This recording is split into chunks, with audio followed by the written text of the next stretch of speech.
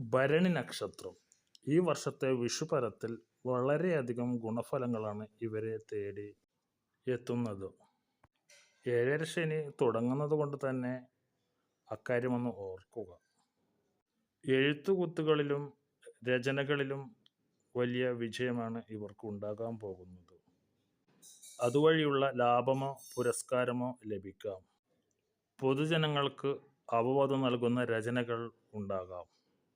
പലവിധ കാര്യങ്ങൾക്കും യാത്രകൾ ഉണ്ടാകും. വ്യാപാരികൾക്കും വ്യവസായികൾക്കും അനുകൂല കാണും.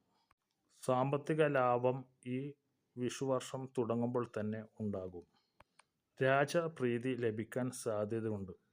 ഇന്നത്തെ കാലത്ത് സർക്കാർ തലത്തിൽ ഗവൺമെൻറ്റിൽ നിന്നും പുരസ്കാരങ്ങളോ അവാർഡുകളോ അംഗീകാരങ്ങളോ ലഭിക്കാം. തൊഴിൽ സംബന്ധമായും അനവധി യാത്രകൾ വേണ്ടിവരും. നേരത്തെ പറഞ്ഞ ഏഴരാണ്ട് ശനി കാലം തുടങ്ങുന്നതിനാൽ ലാഭം ലഭിക്കാനും നേട്ടങ്ങൾ ലഭിക്കാനുമൊക്കെ കുറച്ച് അധിക പരിശ്രമം വേണ്ടിവരും. എങ്കിലും വിജയിക്കും. ലോട്ടറി അല്ലെങ്കിൽ നിധി പോലുള്ള ഭാഗ്യങ്ങൾ തേടി വരും.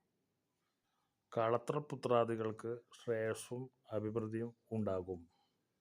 സമൂഹത്തിലെ ഉന്നതരായ വ്യക്തികളുമായി പരിചയപ്പെടാനുള്ള അവസരങ്ങൾ ലഭിക്കും. സാമൂഹ്യ മണ്ഡലങ്ങളിലും അതുപോലെ പൊതുപ്രവർത്തനത്തിലും വിജയിക്കാനാവും. ബന്ധുക്കളിൽ നിന്നും അനിഷ്ടം ഉണ്ടാകാൻ സാധ്യത ഉള്ളതുകൊണ്ട് തന്നെ കലഹങ്ങൾ ഒഴിവാക്കാൻ വേണ്ടി ശ്രദ്ധിക്കുക. പഴയ ചീത്ത കൂട്ടുകെട്ടുകളിൽ ഇനിയും ചേർന്നാൽ വിനാശം ഉണ്ടാകുന്ന ഉറപ്പാണ്. അതുകൊണ്ട് അതൊക്കെ ശ്രദ്ധിച്ച് കൈകാര്യം ചെയ്യുക.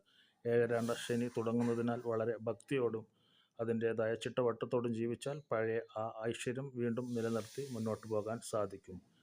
ഈ വർഷത്തെ വിഷു ഫലം ഇതൊക്കെയാണ്. നന്ദി, നമസ്കാരം. നിങ്ങൾ ഈ ചാനൽ ആദ്യമായി കാണുകയാണെങ്കിൽ സബ്സ്ക്രൈബ് ചെയ്യുക. ജ്യോതിഷ സംബന്ധമായ വിവരങ്ങൾ ഇനിയും ഇതിലൂടെ ലഭിക്കും.